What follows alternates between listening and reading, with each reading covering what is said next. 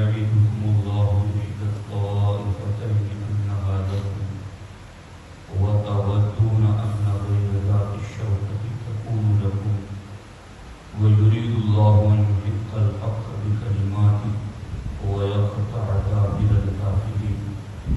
صدق الله العلي العظيم وصدق رسوله الكريم. بآواز بلند پڑھے الصلاۃ والسلام علیک یا رسول اللہ، الصلاۃ والسلام علیک یا حبیب اللہ، الصلاۃ والسلام علیک یا نبی اللہ وعلی آلک واصحابک یا نور اللہ صلی اللہ تعالی علیہ وسلم۔ جان ساران بدر و احد پر درود، حق گزاران بیعت اللہ سلام۔ دوستان محترم، جنگ بدر کے حوالے سے ہماری گفتگو چل رہی ہے۔ اللہ کے رسول صلی اللہ تعالی علیہ وآلہ وسلم اپنے صحابہ کے ساتھ ابو سفیان کے تجارتی قافلے کے ارادے سے مدینے سے باہر نکلے تھے۔ ادھر ابو سفیان شام میں اپنے تجارتی معاملات کمپلیٹ کرنے کے بعد پھر مکہ واپس آنے کے لیے نکلے، تو انہیں راستے میں کسی نے بتایا کہ مکے سے جب تم شام جا رہے تھے اسی وقت حضور علیہ السلام اور ان کے صحابہ نے تمہارا تعاقب کیا تھا، تمہارا پیچھا کیا تھا، مگر تم کسی طرح بچ کر نکل گئے، اور اب بھی وہ تمہارے انتظار میں ہیں۔ ابو سفیان اپنے تمام ساتھیوں کے ساتھ جب یہ بات سنتے ہیں تو انہیں سخت قسم کا نقصان کا اندیشہ محسوس ہوتا ہے۔ انہوں نے فوراً اپنی تدبیر اختیار کرنا شروع کر دی، اپنے جاسوس چاروں طرف پھیلا دیے کہ مسلمانوں کا قافلہ کہاں ہے، کتنا ہے، اس کی ساری حالت کی خبر دی جائے۔ یوں ابو سفیان نے اپنے پورے جاسوس چاروں طرف پھیلا دیے اور انہیں مسلسل خبر پہنچتی رہی کہ مسلمان کہاں ہے، کس پوزیشن میں ہے۔ جب یہ تجارتی قافلہ حجاز کی حدود میں داخل ہوا، مدینہ شریف کے قریب حدود میں داخل ہوا، تو ابو سفیان کو مزید خدشہ ہوا کہ اب ہمیں کیا کرنا چاہیے۔ انہوں نے اس وقت دو طریقے اپنائے۔ ایک طریقہ تو یہ اپنایا کہ قبیلہ بنی غفار کے زمزم غفاری نامی شخص کو 20 مثقال سونا دیا۔ 20 مثقال سونا، ایک مثقال سونا 4.5 ماشا یعنی 4.5 گرام کا ہوتا ہے، تو یوں 20 مثقال سونا، 90 گرام سونا زمزم غفاری کو اس لیے دیا کہ تو تیز رفتاری کے ساتھ مکہ پہنچ اور مکہ جا کر کے مکہ والوں کو بتا کہ پورے مکے والوں کا پیسہ جس تجارت میں انویسٹ کیا گیا ہے وہ پورا قافلہ خطرے میں۔ اللطیمہ اللطیمہ، تم جتنا ہو سکے اتنا جلدی مدد کے لیے دوڑو۔ زمزم غفاری کو ابو سفیان نے یوں مکہ تیز رفتاری کے ساتھ 20 مثقال سونا اجرت دے کر کے روانہ کر دیا، اور ادھر انہوں نے بھی راستہ چینج کر دیا۔ جس راستے سے عام طور پر آتے جاتے تھے وہ راستہ بدل دیا اور سمندر کے کنارے کنارے راستے نکل گئے۔ تو ابو سفیان کا پورا تجارتی قافلہ مسلمانوں سے بچا کر کے ادھر مکے کی طرف روانہ ہو گیا۔ اب ادھر زمزم غفاری کو انہوں نے بھیج دیا کہ مکے والوں کو جا کر بتائے کہ تمہارا قافلہ خطرے میں ہے۔ اب ادھر انہوں نے زمزم غفاری کو بھیجا، مگر زمزم غفاری کے یہاں سے مکہ پہنچنے سے 3 دن پہلے حضرت عبد المطلب کی بیٹی عاتقہ نے ایک خواب دیکھا، اور وہ خواب ایسا خواب تھا کہ جس کی وجہ سے ان پر خوف طاری ہوا۔ صبح اٹھ کر کے انہوں نے اپنے بھائی حضرت عباس کو طلب کیا۔ اس وقت حضرت عباس نے بھی ایمان کا اعلان نہیں کیا تھا۔ حضرت عباس کو بلایا اور کہا بھائی میں نے بہت ڈراؤنا خواب دیکھا ہے۔ کہا وہ کیا خواب دیکھا ہے؟ کہا میں نے ایک خواب دیکھا ہے کہ ایک شتر سوار یعنی اونٹ پر بیٹھا ہوا شخص وادی بطحا میں داخل ہوا اور وہ یہ اعلان کر رہا ہے الا یا آل بدر انفروا الی مصارعکم فی صلاۃ، اے دھوکہ باز قوم دوڑ پڑو اپنی قتل گاہوں کی طرف 3 دن کے اندر، یعنی مرنے کے لیے 3 دن میں جہاں تمہاری موت لکھی وہاں دوڑ پڑو۔ تو یہ اونٹ پر سوار ایک شخص سے اعلان کر رہا ہے۔ پھر اچانک میں نے دیکھا کہ وہ اپنے اونٹ سمیت خانہ کعبہ کی چھت پر ہے اور وہاں سے بھی وہی اعلان کر رہا اور پوری قوم اس کے پیچھے دوڑ رہی ہے۔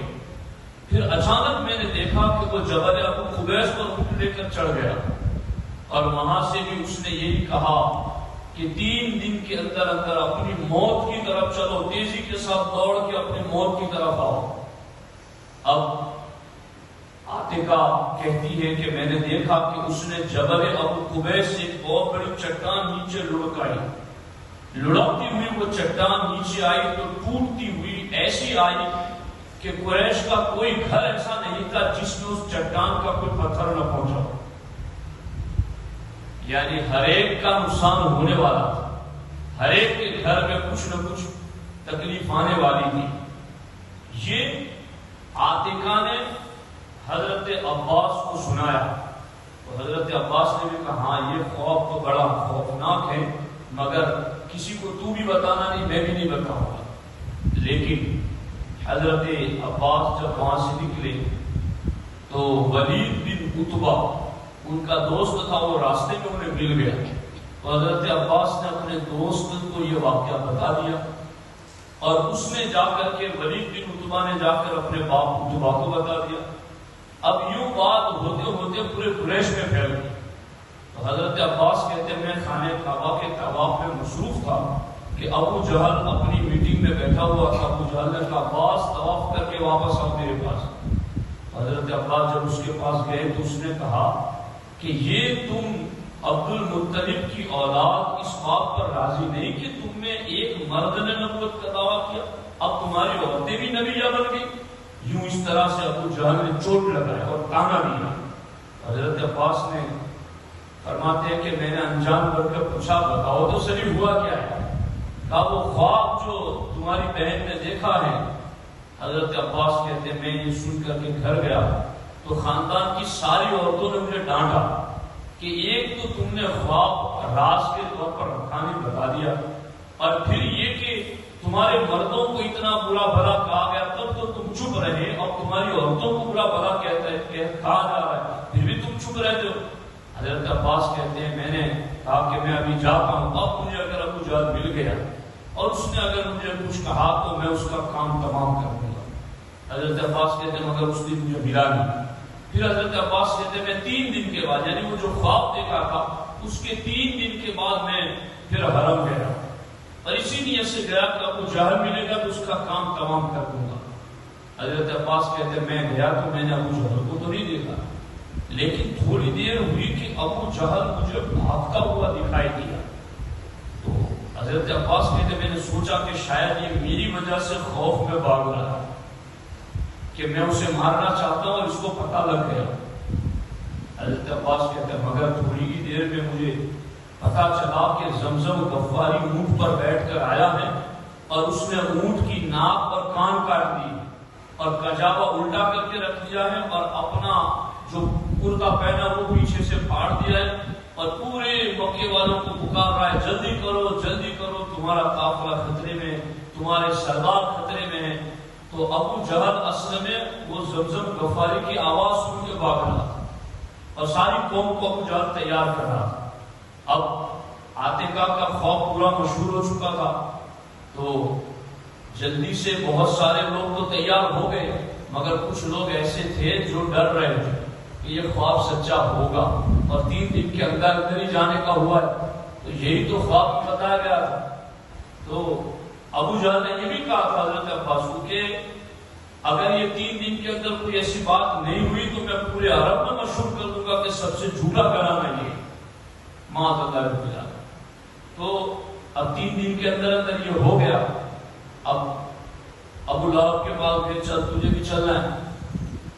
ابو لہب کو پتا تھا یہ خواب سچا ہونے والا ہے، میں نہیں جاؤں۔ یہ تھے افاق، مگر انہیں سرکار کی باتوں پر یقین رہتا تھا کہ یہ جو کہتے تھے نا یہ ہو کے رہے گا۔ تو حضرت عاتقہ کے خواب کی وجہ سے بھی ابو لہب کے بیٹے کے بارے میں بھی سرکار نے کہا اللہم سلط علیہ کلب من کلاب النار، اس کے بیٹے نے گستاخی کی تو سرکار نے فرمایا اللہ اس پر تیرے کتوں میں سے کتا مسلط کر دیا۔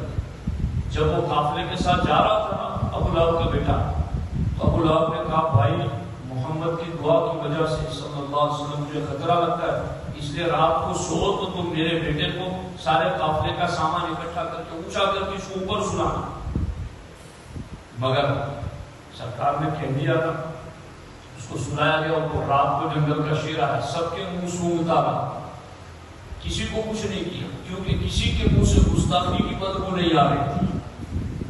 پھلانگ کر کے اوپر گیا کہ یہاں تو سردار کا بیٹا سویا ہوا ہے، اس کا منہ سونگا تو گستاخی کی بدبو آ رہی تھی، اس کو پھاڑ کے ختم کر دیا۔ ابو لہب یہ ساری باتیں دیکھ چکا تھا، اس لیے ابو لہب نے کہا میں نہیں چلوں گا، لیکن ابو لہب نے اپنی جگہ عاص نام کے ایک شخص کو جس پر اس کا 4000 کا قرضہ باقی تھا تو کہا کہ میں تجھے 4000 معاف کر دوں گا مگر تو میری جگہ چلا رہا۔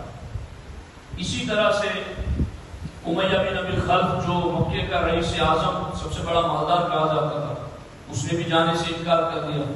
تو ابو جہل نے کیا پینترا بدلا، عقبہ بن ابی معیط کو ایک انگیٹھی میں عود جلا کر کے بھیجا اور امیہ ابن خلف جہاں بیٹھا تھا وہاں جا کر کے وہ عود رکھ دی، اور عقبہ ابن ابی معیط چونکہ ایک چھوٹی عقل والا بندہ تھا، اگر کوئی جیسا کہہ دیتا تھا کر لیتا تھا، تو جا کر کے امیہ بن ابی خلف کے سامنے رکھ کر کے کہا کہ محترمہ آپ کا کام نہیں ہے جنگوں میں مردوں کی طرح لڑنا، تم یہاں انگیٹھی سیکھو۔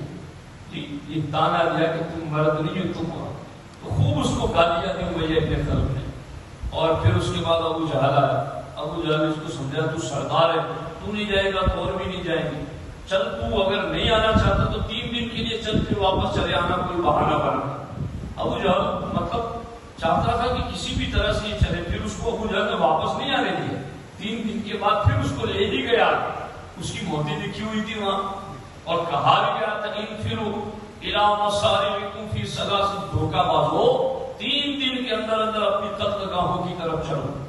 اب یہ سارے کے سارے چل پڑے۔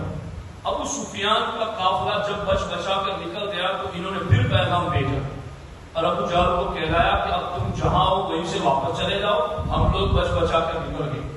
تو ساری قوم کے سرداروں نے ابو جہل کو سمجھایا کہ دیکھ اب جو مقصد تھا وہ تو ہو گیا ہے، ہمارا مال لوٹنے والا تھا، ختم ہونے والا تھا، بچ گیا ہے، اب ہمیں جنگ کرنے کی کوئی ضرورت نہیں ہے۔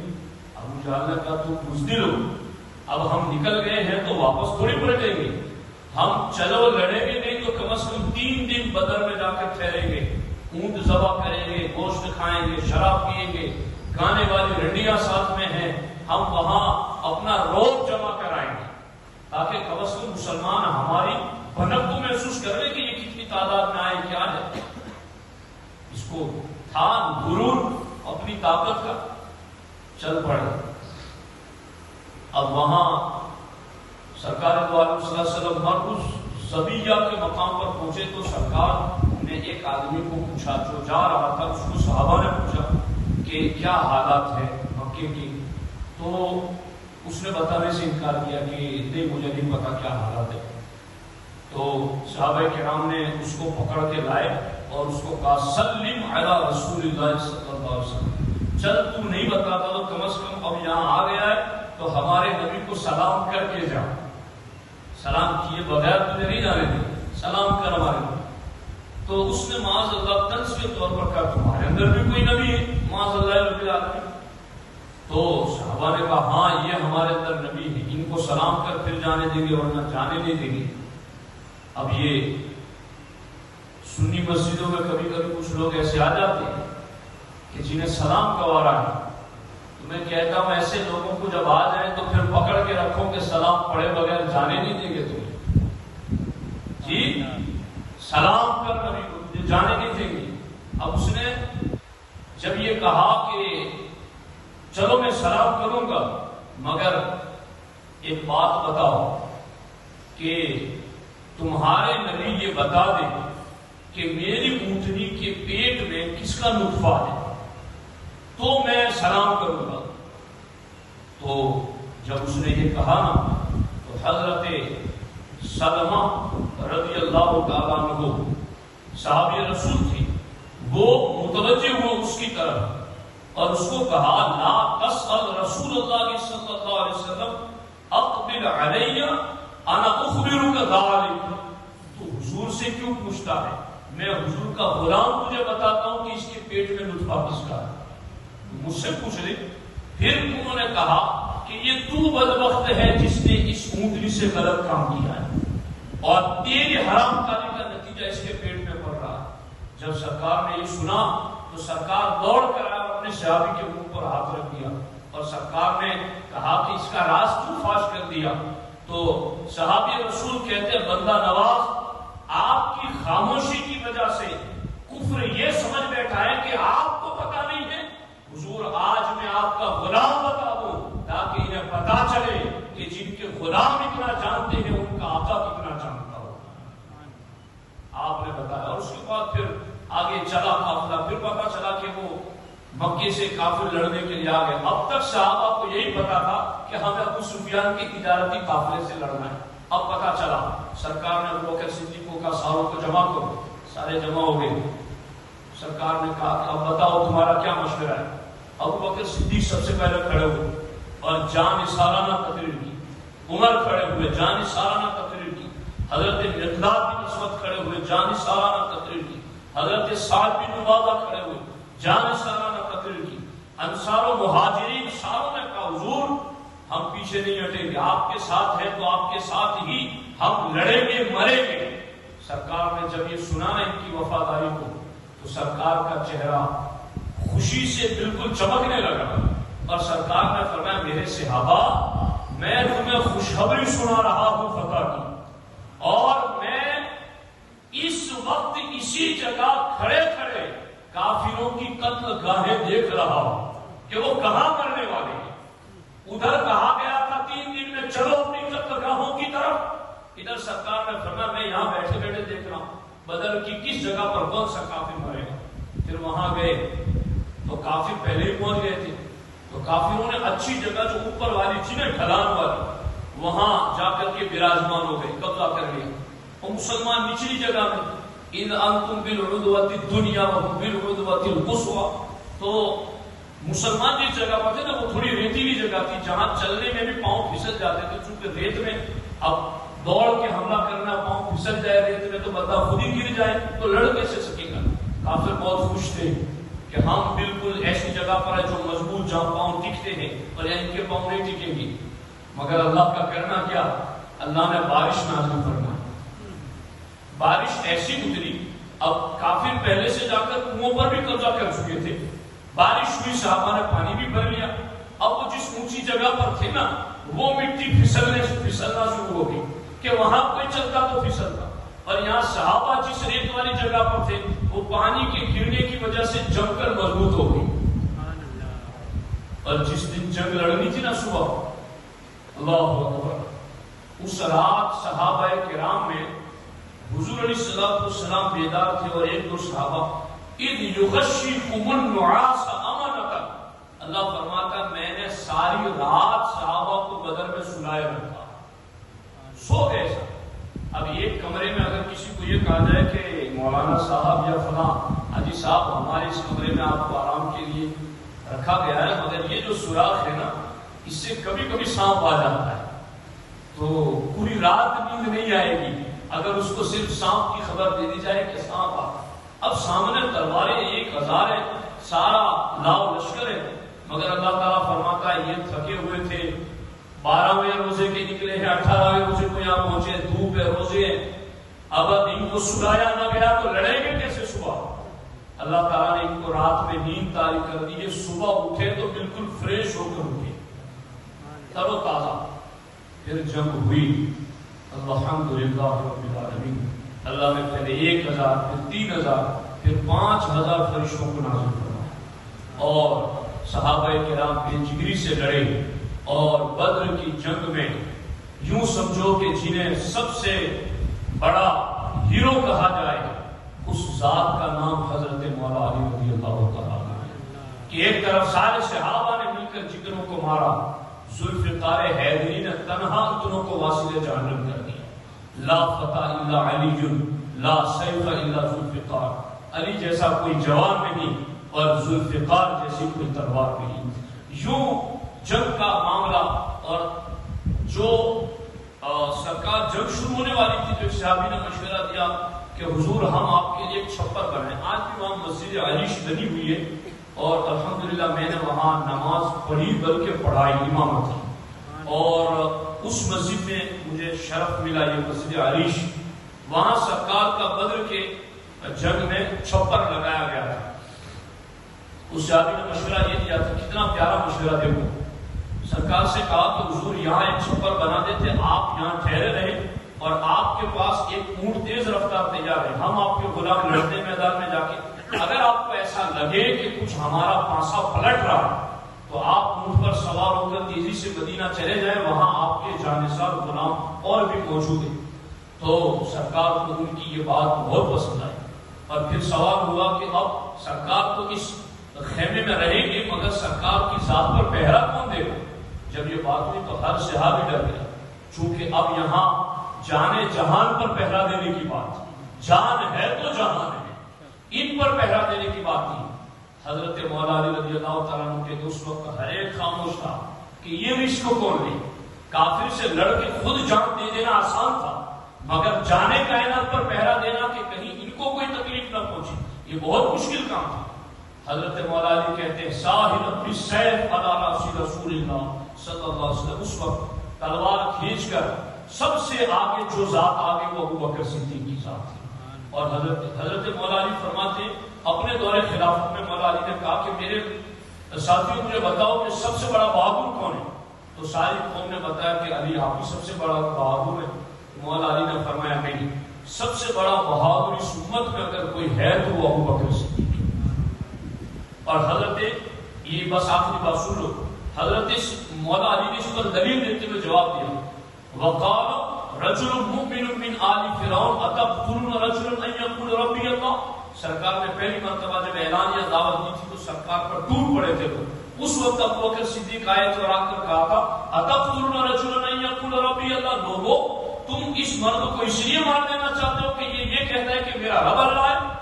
حالانکہ یہ قول سب سے پہلے فرعون کی قوم میں سے ایک بندے نے کہا تھا حضرت موسیٰ کے بچاؤ کہ تم موسیٰ کو اس لیے مار دینا چاہتے ہو کہ وہ اللہ کا پیغام دیتے، تو صدیق اکبر نے یہ جملہ کہا تھا۔ حضرت صدیق اکبر نے کہا لوگوں تم مجھے بتاؤ کہ وہ قوم فرعون کا مومن بہتر تھا یا صدیق بہتر ہے؟ لوگ خاموش رہے تو صدیق حضرت مولا علی نے فرمایا سنو، آل فرعون کا وہ شخص جس نے اپنا ایمان چھپایا تھا مگر موسیٰ پر پہرا دینے کے لیے کہا تھا اتقتلون رجلا ان یقول ربی اللہ، میں علی کہتا ہوں آل فرعون کے ایسے مرد سے پوری زمین بھر جائے تو تنہا صدیق کی زندگی کی ایک سانس ان تمام سے بہتر اور افضل ہے۔ یہ ہے سیدنا صدیق۔ تو یوں جنگ بدر ایک تفصیل طلب ہے اللہ کریم کی بارگاہ میں دعا ہے اللہ تعالیٰ اصحاب بدر کے فیضان سے ہم سب کو مرحمات فرمائے. ان اللہ وملائکتہ یصلون علی النبی یا ایھا الذین آمنوا صلوا علیہ وسلموا تسلیما.